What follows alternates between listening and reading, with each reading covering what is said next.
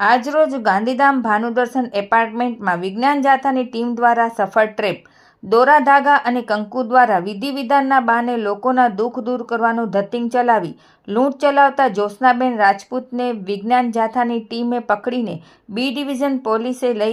સ્ટેશને લઈ ગયા બાદ માફી મંગાવી પોતાના આ લૂંટ ચલાવતા ધંધા બંધ કરાવ્યા હતા, જે ઘણા સમયથી ભોળી જનતાને પોતાના ધતિંગની જાળમાં ફસાવીને આર્થિક માનસિક ફાયદો ઉપાડતા હતા। વિજ્ઞાન જાથાની ટીમે આવા લોકોને ત્યાં ન જવાની જાહેર જનતાને અપીલ કરી હતી। મારું નામ જાડેજા શિવભા દેસાઈજી, ગામ રામવાવ। જે આંદોલન આજ 4 દિવસથી હાલતું હતું, એ આંદોલનને જે આપણા ભચાઉ તાલુકાના પ્રાંત સાહેબ શ્રી અને મામલતદાર અને રાપર ખોડભા ટીડીઓ સાહેબના જે અત્યારે દેશની અંદર આવો માહોલ હાલે છે રહ્યો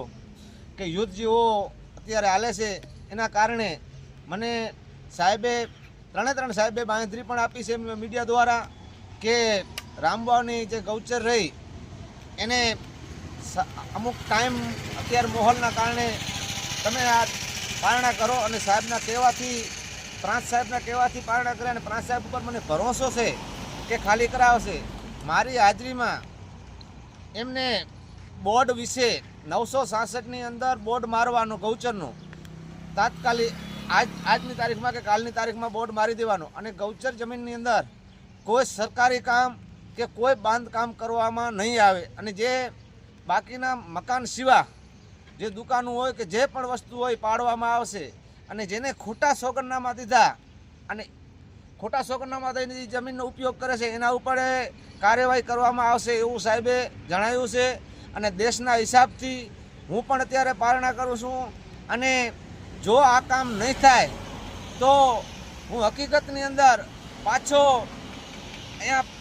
પ્રાંત સાહેબના સામે કે ભુજ કલેક્ટરના સામે કે ભુજ ડીડીઓના સામે હું બેસીશ, એ હું પણ બાંયધરી આપું, રામવાવની ગૌચર હું છોડવાનો નથી, ઇંચે ઇંચ ખાલી કરાવીશ।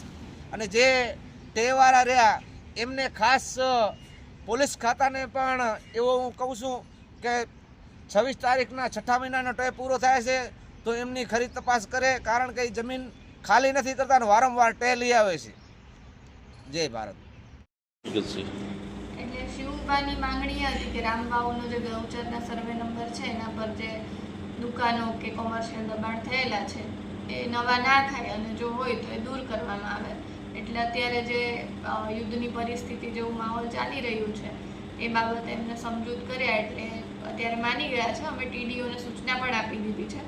એ ત્યાં જાહેર સૂચનાનું એક બોર્ડ પણ લગાવી દેશે, અને જે પણ આવા દબાણ હશે નવા તો એ તાત્કાલિક દૂર કરવામાં આવશે।